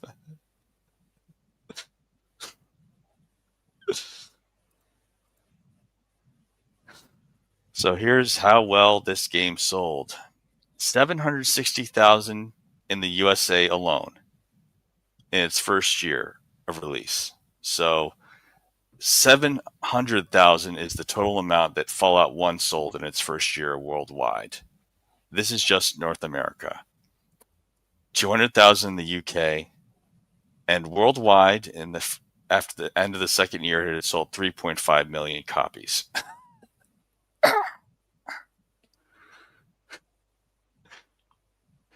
Really? Yes. I thought it did crack. Oh wait, no, that was first year. Okay, so yeah. And Xbox has not reported their numbers. They just said Microsoft said that it was a success for the Xbox console. Mm-hmm. That's all they said. So we don't know what the Xbox numbers were and how much they would add to the sales. Gotcha. Yeah, I'm sure the graphical capability was actually kind of a factor in why it maybe didn't sell as high as it could have. It was still the highest sales for an individual Doom game when it was released. Now, obviously, 2016 Eternal and so 2016 Eternal sold way more, but at the time this was released, this is big for id Software.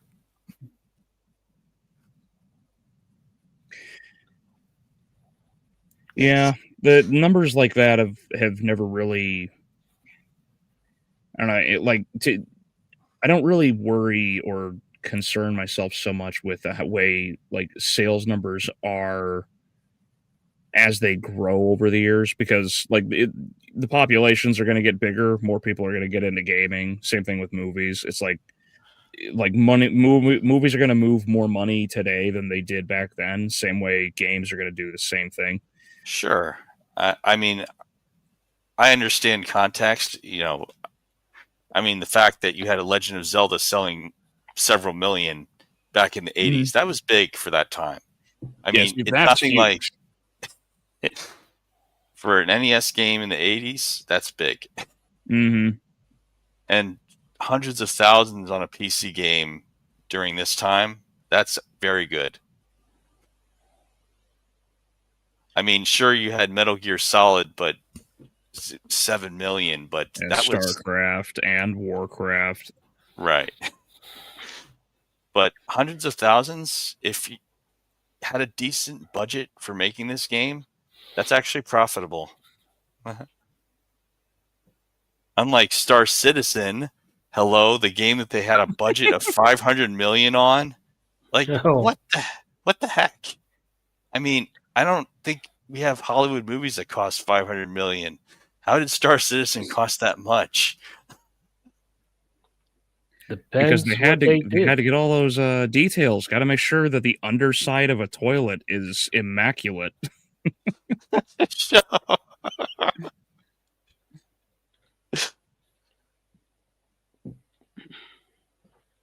You know, I could do that. I'd have to research it quite a bit, Shadow. You know, taking a look at what you'd have to do to custom build a PC. I last did that for my 2012 machine in terms of having a custom built PC, but life changed. I don't really custom build mine anymore. I could do it if I really tried. Life is busy, but I could do it. Yeah, things used to be real simple back, DOS and early 90s, and then MechWarrior 2 came out, and that's when we needed graphics cards. Yeah. If you wanted to buy it at the time, but at this point, there's such a huge back catalog that you don't necessarily have to. I'm not even buying new games at this point because I'm finding all the ones I somehow got, either received or bought for cheap and just haven't played yet. Or haven't finished. Like, I haven't finished the Resurrection of Evil on Doom 3 yet, and I'm going to go try and do that. Really? Yeah, I didn't finish it yet. Huh. I got it for cheap on Steam because because that's one of the deals Steam does, is that sometimes they'll give you away a remaster if you have the original game that came before it. Obviously to get you interested in buying more games. But with Steam, I have all these games I haven't finished or I haven't played because I just got caught up in the gimmick of, they gave me something really cheap. I bought it, but I haven't tried playing it because I got distracted by something else.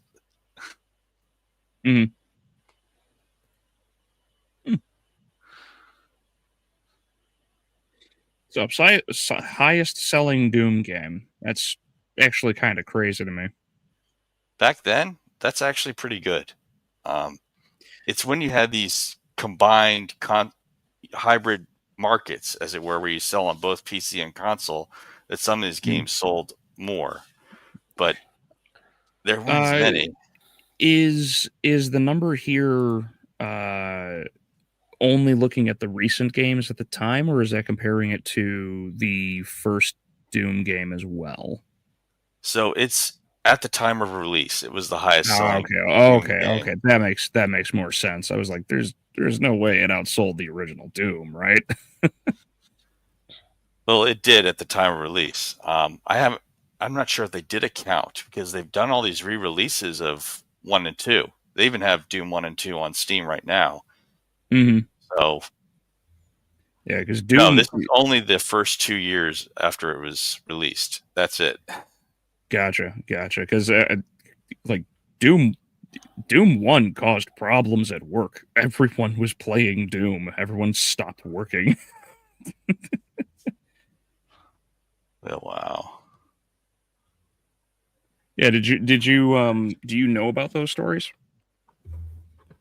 Oh, I've heard there was, there was at least a story of a game people were playing at my office place I went to after I graduated.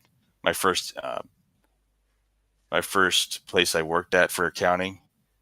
People were distracted by a PC game. Later on, as years passed, I went to other workplaces. It was more mobile phones that took over as workplace distraction. Gotcha. Yeah, no, in 93 and 94 when Doom came out, so many people got a hold of Doom that everyone in office buildings were playing the game. So it actually stalled production on a lot of in a lot of companies across the country. So a lot of companies had to install rules of like, if you're playing this game, we're going to fire you. Like, Yeah, it happened a number of times in the 90s. There were yeah, it not was just great. Doom, but other PC games like Snood, Connect 3. I'm not sure why Solitaire is never banned, but that was my kind of distraction when I'd take a few minutes off of my programming project I was doing at some time at school, or just stop, play a solitaire game, maybe complete it, maybe shut it off after a few minutes. But I can see why Doom could be worse, because you can get solitaire usually doesn't take that long to finish. But yeah, no, entire business days would be lost because people were playing Doom. I believe it. Yeah, they even had a joke. Where was it? It was in Psych where Sean walks in and I always forget the black guy's name, but he's like actually gaming, and Sean walks in and Sean's like, "Oh, did you think you could hide this from me? Your fingers are over the WASD keys." Like, sounds like something they'd have on Psych. I missed some episodes of that one. Yeah, I'm pretty sure that was Psych. I could be wrong. Oh, I know. I mean, I know a number of things. Shows like Big Bang Theory poked fun of people playing games when they should be working. But yeah, there's been over the years, starting in the 90s, there's been trends of people being distracted. There's even been a number of universities that at one point banned YouTube because they felt people were too distracted on videos to do their work. I mean, just about everything has been banned. And Doom was one of those earlier cases where they said, hey, you can't be doing this during the work time.